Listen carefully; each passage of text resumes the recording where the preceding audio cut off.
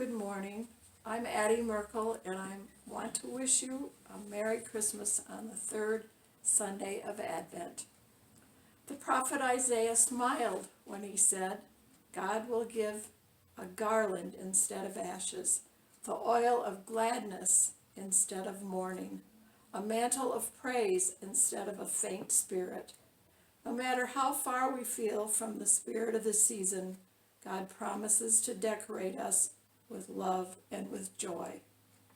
We light these candles as a sign of our joy in the beautiful things of this season. Not just the things that glitter and flash, but the deeper things, the beauty of the heart and the soul, the beauty of love shared in service and hospitality. Will you join me in prayer? Holy God, true joy will never be found in tinsel and colored lights. True joy is found in you. Thank you for the gift of joy incarnate. Thank you for the Spirit who manifests your joy in our hearts all year long. Come, Lord Jesus, bring us the gift of your joy and your life. Amen. Hi, I'm Sherry Lyon, pastor of El Poblito United Methodist Church in Taos, New Mexico.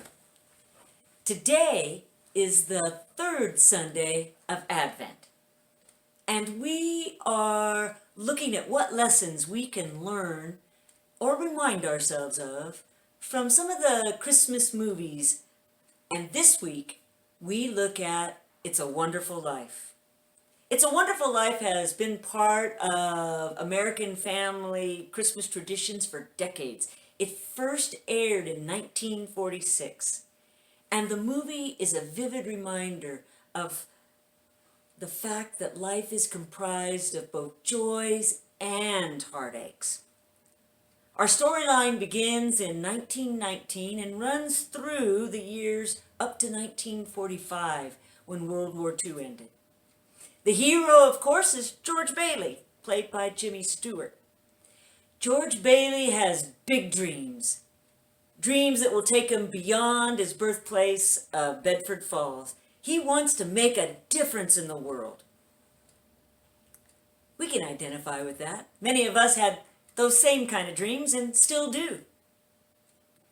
For many people, It's a Wonderful Life is an ageless movie, filled with happy moments.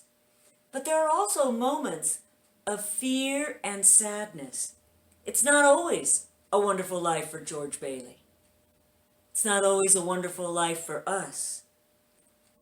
The reality that life is not always joyful and happy, going our way, is something we all know to be true, especially at this time.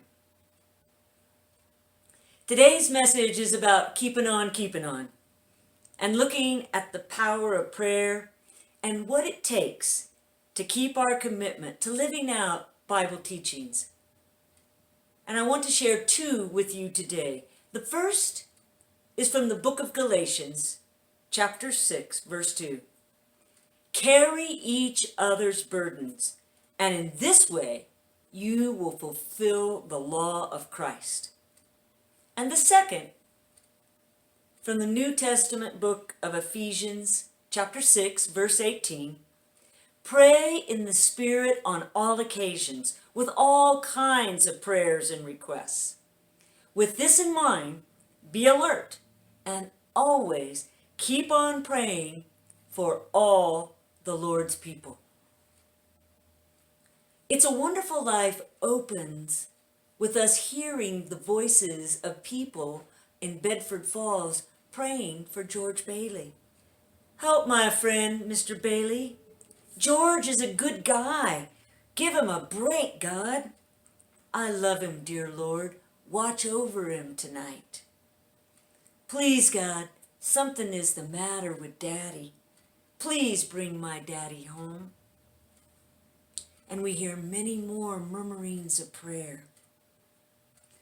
Let's take a look at why the people are praying as we review some of the highlights of George's life as told by two angels. In the year 1919, George Bailey is a 12-year-old boy working for a pharmacist. He wants to see the world and carries around with him brochures of far-off places. George wants to travel, and after he travels, he wants to go to college and become someone who builds skyscrapers and bridges. He tells everyone he meets he wants to do something big and something important. As a young man, George works for his father at Bailey Brothers Building and Loan Association. But the day finally comes when George is packed and leaving Bedford Falls to explore the world. Although on the way out of town, he gets word that his father, Peter, has had a stroke. Shortly after, his father passes away. George then agrees reluctantly to step in for his father for a few months. But out of loyalty, ends up staying and taking his father's place. George's long-awaited boat trip overseas is delayed. George expects that his brother Harry, who's younger, is going to come and take his place in 4 years, and it'll be George's time to go off to college and start his life. But 4 years later, his brother Harry returns, married, and with other plans. George's dreams of going to college and seeing the world are shattered. He stays on, working for Bailey Brothers Building and Loan in what he calls a shabby office. But he remains because he doesn't want to allow the greed of Henry Potter, Lionel Barrymore plays that part, to rule and take over the town. George's values of love, faithfulness, and loyalty influenced the people for the better in his beloved town of Bedford Falls. George falls in love with Mary, played by Donna Reed. And the day comes when George and Mary have gotten married and are planning to leave for their honeymoon in Europe. They're leaving town in a taxi when they see a crowd descending on the bank.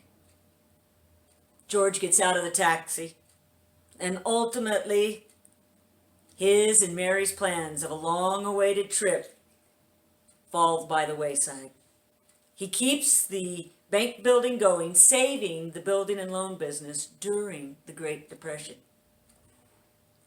Years later, on a day before Christmas, George's absent-minded Uncle Billy misplaces a large bank deposit. The bank examiner is visiting the bank that same day. George and Uncle Billy frantically search for the missing funds. They're terrified, knowing the customers will come asking to withdraw their money, and there will be no cash. Mr. Potter, the big man in town, knows that the Bailey building and loan business is in trouble. Mr. Potter gets a warrant for George's arrest. George is in despair. He's frustrated. He doesn't know what to do. And he heads out to the local bar with his world crashing down all around him. He believes there's no way forward. In a scene at Martini's bar, George is disheartened, and we see a broken man. And we see a man who turns to prayer. Dear Father in heaven, I'm not a praying man, but if you're up there and can hear me, show me the way. I'm at the end of my rope. Show me the way, God. Show me the way, God. That's a prayer that many of us have prayed when we've not seen a way out, when we felt the world falling around us, when our back was up against a wall. The man sitting next to George at the bar overhears him and slugs George a good one. In response, Really, not to the prayer, but to George's just having berated the man's wife, a teacher, on the phone. And George, though, says, well, that's what I get for praying. But as George struggles out into the snowstorm and onto the bridge, where he looks down into the churning river, preparing to end it all, thinking his family will be better off without him, an angel, Clarence, appears. Clarence Oddbody. And in his first conversation with Clarence, he hears Clarence explain that sock in the jaw wasn't the answer to George's prayer. No, Clarence himself is the answer to George's prayer. Well, George doesn't believe this at first. Why would he? But finally, after Clarence shows George what life in Bedford Falls would have looked like without George if he'd never been born, George prays again.